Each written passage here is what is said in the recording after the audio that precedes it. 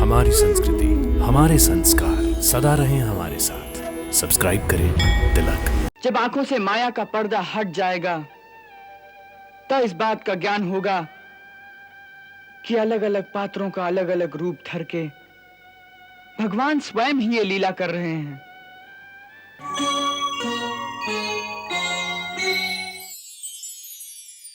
शास्त्र कहते हैं कि हर जीव की आत्मा में भगवान का ही प्रतिबिंब होता है, सो मैं भी भगवान हूं।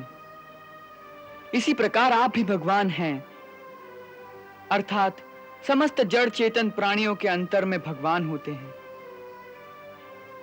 फिर चाहे वो वृक्ष हो, नदी हो, पत्थर हो या बैल, सभी भगवान के रूप हैं।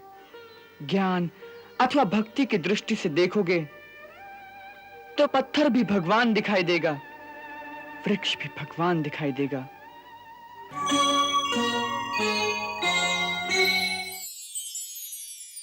जब आंखों से माया का पर्दा हट जाएगा तो इस बात का ज्ञान होगा कि अलग अलग पात्रों का अलग अलग रूप धर के भगवान स्वयं ही ये लीला कर रहे हैं। स्वयं ही पिता है, स्वयं ही पुत्र, स्वयं ही मित्र है, स्वयं ही शत्रु। जब इस चरम सत्य की अनुभूति हो जाती है तो प्राणी दुख और सुख की सीमाओं से आगे निकल जाता है। फिर उसे ये मिलना, ये बिछड़ना, ये संजोग, ये वियोग, ये मित्रता, ये शत्रुता,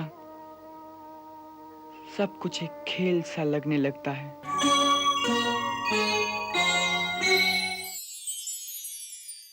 पिताश्री की आज्ञा को ना मानना, उसका उल्लंघन करना महापाप है।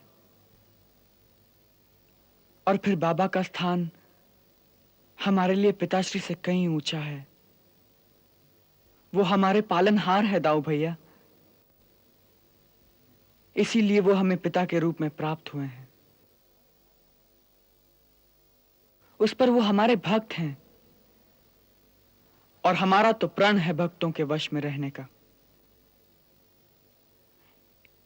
इसीलिए भावना के वेग में आकर वो कोई जिद कर बैठे तो बड़ी मुश्किल हो जाएगी दाऊ भैया।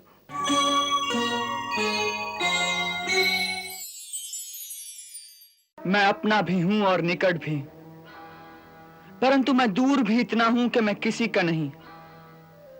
वास्तव में यही ज्ञान का आधार है कि यहां कोई किसी का नहीं, ना कोई किसी का पिता है, ना कोई किसी का पुत्र।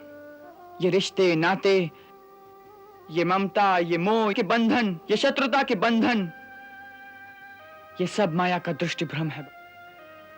अपने पूर्व जन्मों के कर्मों के अनुसार हर जन्म में नए नए रिश्ते, नए नए नाते बनते और बिगड़ते रहते हैं।